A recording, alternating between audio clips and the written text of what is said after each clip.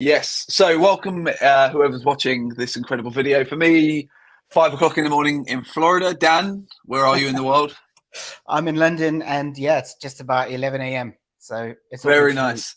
So the Monday's kicking off hard for you, eh? Good stuff. Cool. All right. So if anyone has seen it yet, well, they wouldn't have done because I haven't posted it. So me and Dan did an interview a few weeks ago where we were basically talking about his experience and kind of like what were some of the learnings, what were some of the nuances along that journey of who made him who. But one of the things that for Daniel Acutt especially has really stood out to me is how we met. It's through partnership. One of the things that we did together was bring kind of like the Dent global brand into the IT Nation, into ConnectWires.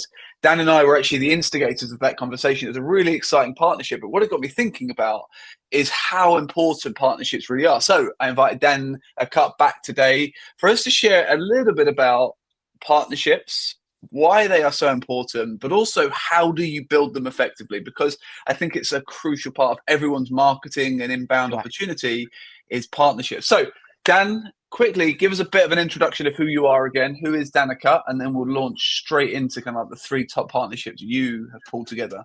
Yeah, great. So, Alex, I'm Daniel Acutt. I'm the founder of Tema.APP. And what we do is we have the software and the technology to help people understand the smartest way to understand people. And so we custom build profile tests. We also have a marketplace app where you can also, if you don't want to build your own, you can go and, choose tests. You can go and take them. You can implement them with your teams. It streamlines that whole process. So that's what we do. Very cool. And it's a good time to mention that you were very much the right hand man of Roger Hamilton, which is quite renowned in the kind of disc profiling in the psychometric testing space. Talk to us a little bit about the inception of the idea of Tema.APP just before we go into partnerships, because it's going to Yeah. leapfrog very nicely in.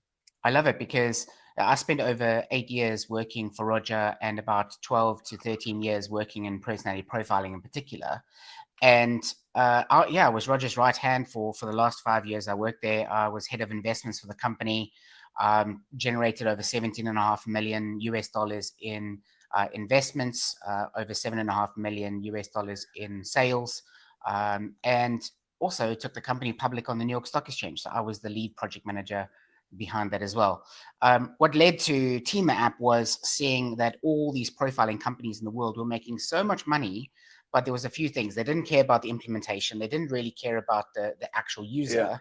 They would Yeah. just focus on the front end and the test. So the whole inception of Tema.APP was, how do we make this process faster, simpler, cheaper, better? And that's what we've done with Tema.APP. And it is good to know that Tema.APP is actually live today after 2 years. So if you haven't yet, it's TEMA. You can also go to mytema.app and you can download it, try it out, and give us feedback. It's an MVP, so don't be too hard. Yeah, I'll put the link to the Tema.APP in the description down below, just so you get a chance to download it. I'm assuming on Google Play and on Apple Store. Good stuff. Cool. So the reason partnerships for me are so important is that if the one thing I like the word of is familiarity, because especially as we both met through Daniel Priest, it's worth to talk about. Daniel Priest's whole thing is how to become familiar to an audience, right? And how to become familiar to as a brand or a key person of influence. And the thing I love about partnerships is if Dan Acutt says to me, Alex, you need to check out this Japanese restaurant. It's the best Japanese food in London. I immediately trust it and believe it's going to be good because we have a personal relationship. I like you like me, we get on well. If you suggest something, it's a reflection of you, therefore it makes you look good if we go. So, and partnerships are no different. So Dan, talk to us a little bit about the first partnership you kind of really ever, or the best partnership, or the first partnership you really remember putting together. And talk to us a little bit about what the partnership was, but what were some of the fundamentals that went into bringing that partnership to fruition?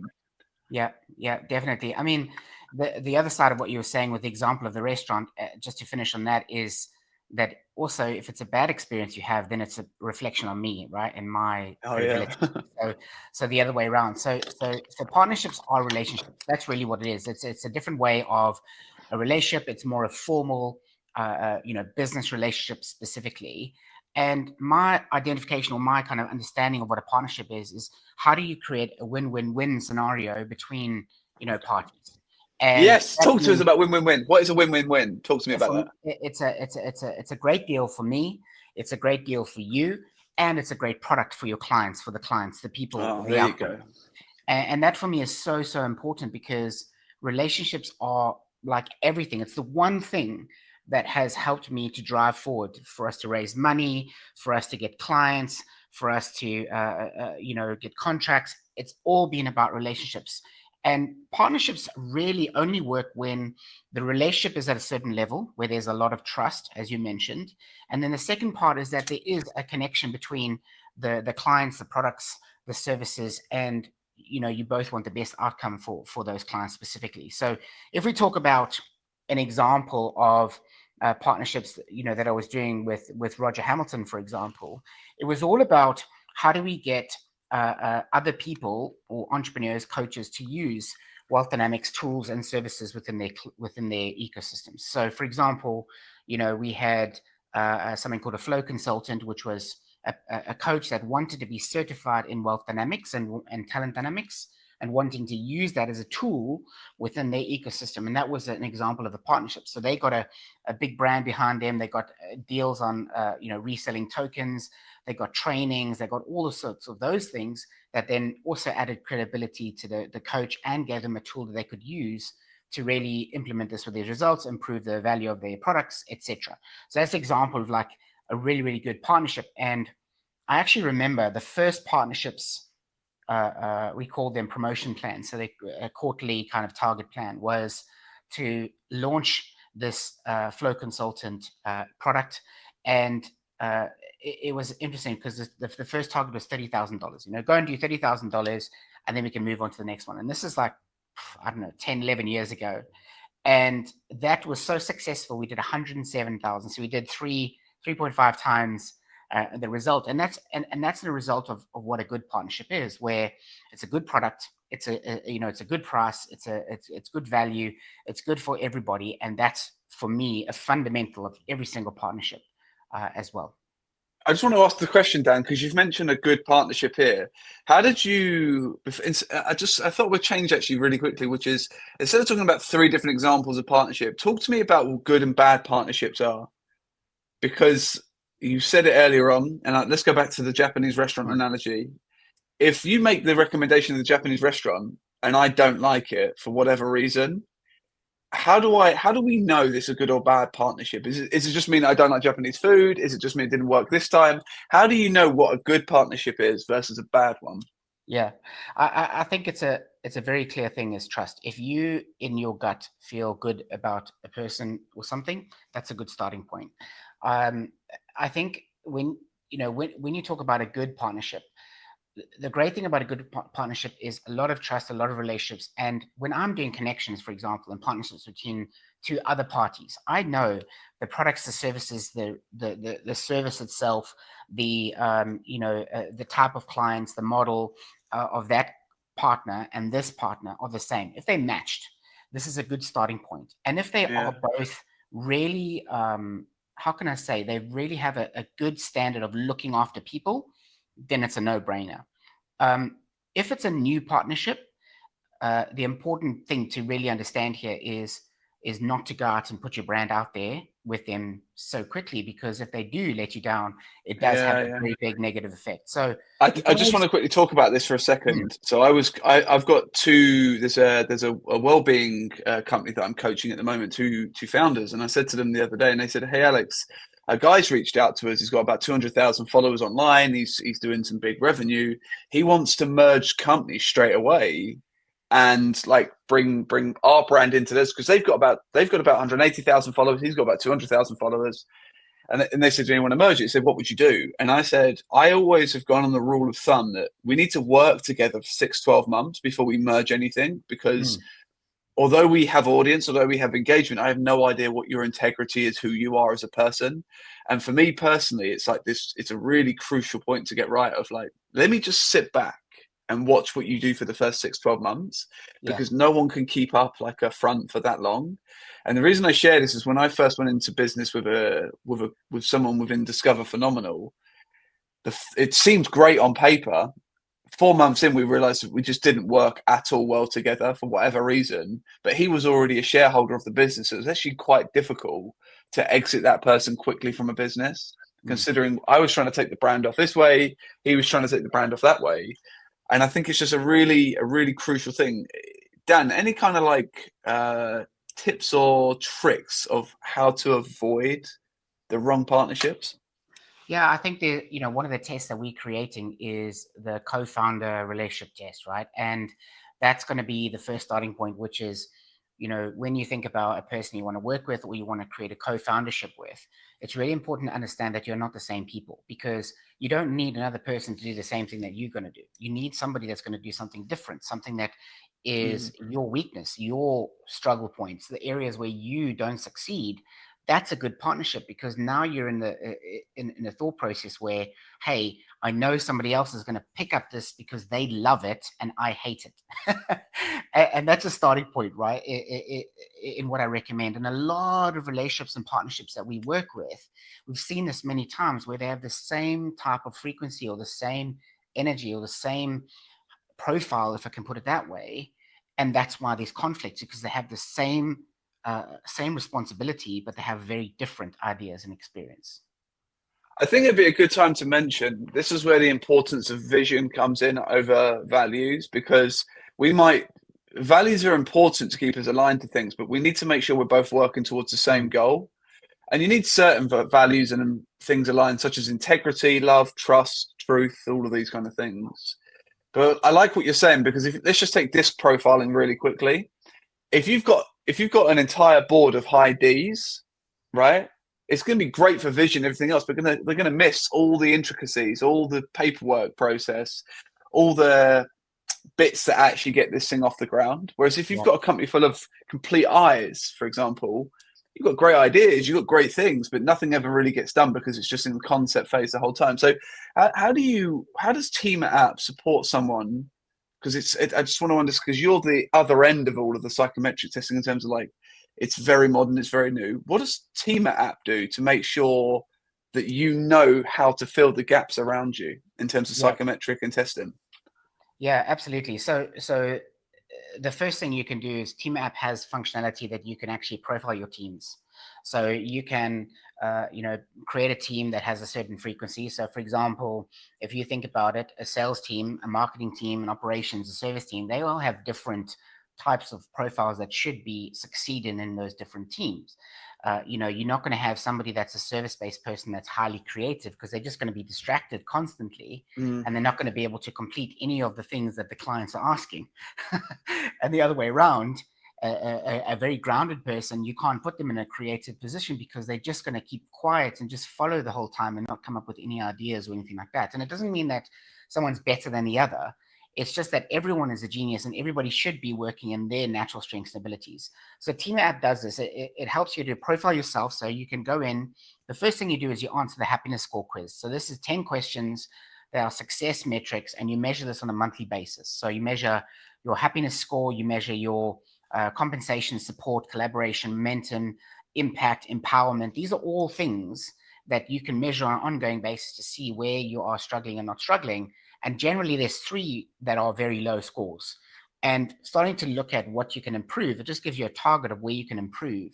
That's an example. And then from there, you go into taking a test, getting a result, looking at the implementation, booking a consultation with one of our team, having a chat about your profile, or even doing the AI debrief on it to really understand. So that's what Tema.APP does. And it just gives you that functionality that traditionally a coach would have to do with you. But that takes time. It's expensive. You've got to get tokens. You've got to do this. You've got to do everything. But Tema.APP it instantly does that whole process. I hear you, and I wanted to bring Tema.APP into it because we've talked a little bit about partnerships when it comes to business deals, but also we have to think about the partnerships that go on within organizations and within companies. So we're coming up on time. I want to respect your time this morning, Dan. Final kind of thing, I have a 3-step framework to help people really understand partnerships. I'm going to share mine very quickly, and then I'd like to finish with give you a second just to think about it as well. Of like what's kind of like the 3 steps anyone can follow to make sure they're building the right partnership. So my 3 steps are: get really clear on your value to the marketplace. And I have to say the marketplace because there's a big distinction between who you are at home and who we are at work, right? We have to make sure we understand our value to the marketplace. The second thing is who needs that value. who needs that support, that help in terms of where you naturally excel. The third thing I think is the crucial point, though, which is how do you help them look good? And funny enough, you mentioned win-win-win earlier, which is why I got all excited like this. The reason I did that is because I have a thing called win-win-win as well, which is my only job is to help you look good to your clients, which in turn look good to me, which in turn makes me look like I really can do what I say I can do. And I just wanted to understand from you, Dan, what's kind of like a few steps or a 3-step process that you could recommend for people to really be able to double down on really good partnerships? What you've done is a really good base. And for me, the implementation of that theory is what I would probably comment on, which is, you know so many people. I don't mean you, Alex. I mean, everybody knows so many people. But have we actually sat down and thought about those people and who they are and what they do and what they need? And that's the starting point, is starting to engage those people again as a step one, and use it as an example, because already in Tema.APP, 30% of our clients are coming from referrals. Now, that's a good metric and that's a good standard to say, okay, we're doing something great, but ask for those, because if somebody is not going to be a good partner of yours, they might know somebody else. So I think step one is expanding the peripherals. Is what do you see beyond what's currently in your ecosystem? What do you see that is, taking what you said already, Alex, and just saying, well, okay, who do I need to focus on first? Do you have a 3-phase approach to people I need to contact today, people I need to contact over the next couple of weeks, and people I need to contact sometime this year? That would be a starting point. And then reaching out to those people and having conversations. A lot of people make the mistake of going straight into a message after you haven't spoken to someone for years and then saying, trying to sell them something. And when I say sell, it doesn't mean necessarily for them to buy. It just means for them to engage, their time. So thinking about something that was relevant to that relationship in the past, you went through this experience, and I maybe think of you, how are you, what's going on? And that starts the conversation. And that leads into other things and partnerships and things from there. So it does take time and it does take effort. A blanket approach to partnerships never works. It never works because it's all personable. It's all personable and it's all relationship driven. And then the third thing for me is going to be, even if you get to a point where you can't have a partnership, it's always that question. Do you have any questions for me? What do you need? What can I help you with? And so you're always leaving with that trust, because if you do that, if somebody doesn't go your way, that's not the end of the relationship. It just means it's not the end of the relationship right now. It's your lasting impression is how you leave that conversation, even if they don't engage with you or want to move further. It's that is so important, because they'll come back to you 6 months later and say, hey, I just want to introduce you to this person because you were doing something similar or whatever it is. So that would be my approach, is more on the implementation side, Alex, which is, what people can do really, really today, to kind of get it started and go out there and start having those conversations. And then it will become very clear exactly what people need and who works and what target you're looking for, etc. after that. I'm going to throw this final thing in the mix, Dan, and it'd be interesting to see if you disagree or agree. And the topic is going to be when to ask for a referral. And I think most people, for me anyway, most people make the mistake of asking for a referral quite soon into implementation or after you've bought. Whereas I say referrals should be asked for 3 to 6 months after either 3 to 6 months after you've started delivering and you've met the client's expectations, or 3 to 6 months after you've actually delivered. And the reason for it is for me to trust you with my network, I need to be able to believe that the Japanese restaurant is as good as I think it is. I need to have been there 4 or 5 times. I need to make sure the service has always been consistently good. The food comes out. Do you know what I'm saying? Whereas I see a lot of people that they sell something to someone and they're like, hey, who do you know struggling with a similar thing? Could you recommend me? And it's like, well, hold on a second. Like, you're still eating dinner. Why are you asking about dessert? Right? It's so. Have you got any kind of final thoughts on when and how to actually ask for referrals and building partnerships that way? I love what you're saying. Referrals after trust. That's one thing. And you can ask for introductions up front, because an introduction is not relationship based. It's just hey, here's something I think is interesting. But what you were saying, I 100% agree with. It's, people I'm doing partnerships with are people that I've known for many, many years and served in many different areas and many different parts. So I agree 100%, but referral after trust is really, really important. Perfect. In that case, then, any final closing thoughts? Anything else from you, Dan, that you feel would be just worth to share on this topic? Yeah, I mean, partnerships is really an important part of your ecosystem. It's not the big thing. You've got to have, recommended 5 different entry points at least for people coming into your ecosystem, whether that be ads, whether that be organic, whether that be referrals, partnerships, whatever it is, past clients, for example. Those are all going to be contributing towards your current success ecosystem. And when we see clients struggling with leads or revenue or something, it's generally because they've been trying one thing only and it's not enough. It's got to come from more different angles. So that would be the final take from me is start having conversations, finding out what people need, finding out what they do, and you're going to start to connect the dots very, very quickly. And good luck. I love it. Daniel Acutt from Tema.APP, 20 minutes in and out. Thank you so much, my guy. I'll see you on the next call. Until then, I'll thank you for your time. Give you your morning back. Thank you, Dan. Sweet, man. How did that go?